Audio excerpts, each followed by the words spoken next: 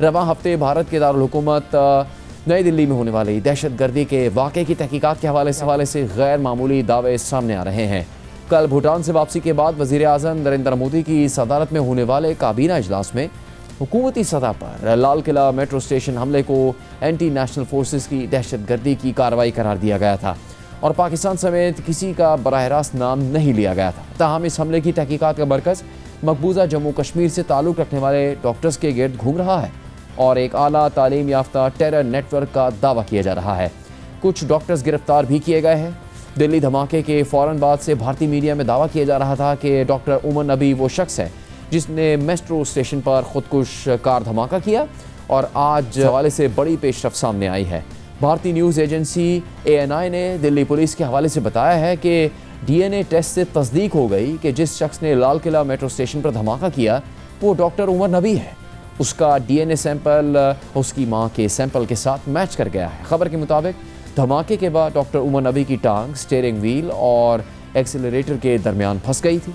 भारतीय तफ्तीशी हुकाम और मीडिया की जानिब से दिल्ली धमाके में मकबूजा कश्मीर से ताल्लुक़ रखने वाले मुसलमान डॉक्टर्स या एक आला तालीम याफ्ता टेरर नेटवर्क का किरदार सामने लाए जाने के बाद भारत में एक गैर मामूली बहस शुरू हो गई है।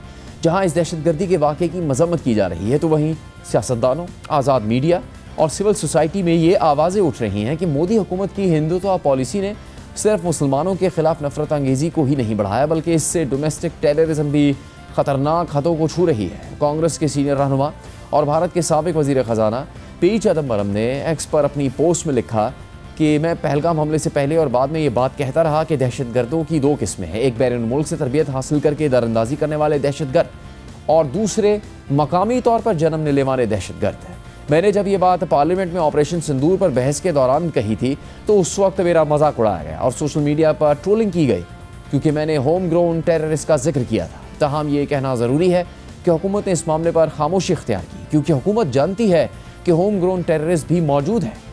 P चिदंबरम के मुताबिक इस पोस्ट का मकसद ये है कि हम खुद से ये पूछें कि वो कौन से हालात हैं जो भारतीय शहरियों यहाँ तक के तालीम याफ्ता अफराद को भी दहशतगर्द बना देते हैं। इस पहलू के अलावा ये भी एक पैटर्न रहा है कि भारत में दहशतगर्दी के किसी भी वाक़े के बाद आम मुसलमानों को टारगेट किया जाता है, उनकी ज़िंदगियाँ मुश्किल हो जाती हैं। भारत की न्यूज़ वेबसाइट एल्ट न्यूज़ ने एक रिपोर्ट तैयार की है कि दिल्ली धमाके के बाद भारतीय सोशल मीडिया में इस्लामोफोबिया का तूफ़ान आया जिसमें सीनियर सहाफ़ियों ने भी हिस्सा लिया।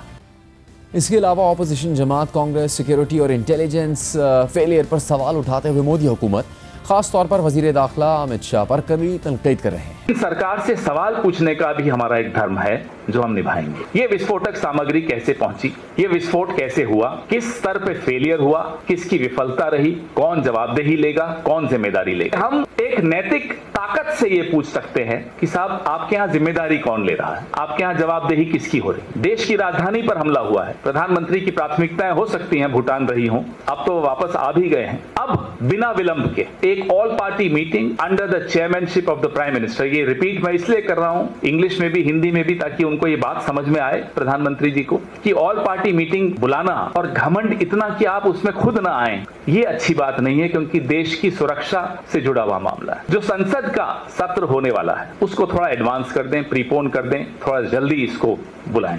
हम सरकार के साथ खड़े हैं, बनिस्बत सरकार एक स्टैंड ले, सरकार खड़ी हुई दिखे, सरकार कुछ करती हुई दिखे। 3 दिन पहले दिल्ली में लाल किला के करीब मेट्रो स्टेशन पर कार में धमाका हुआ था। भारतीय मीडिया ने पहले इसे सिलेंडर ब्लास्ट करार दिया था।